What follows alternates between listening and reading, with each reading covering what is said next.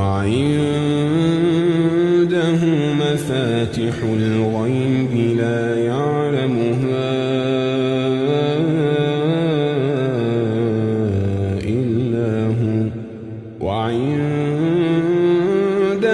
مفاتح الغيب لا يعلمها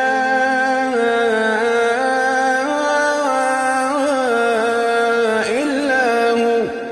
ويعلم ما في البر والبحر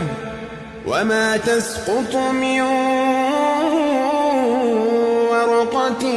إلا يعلمها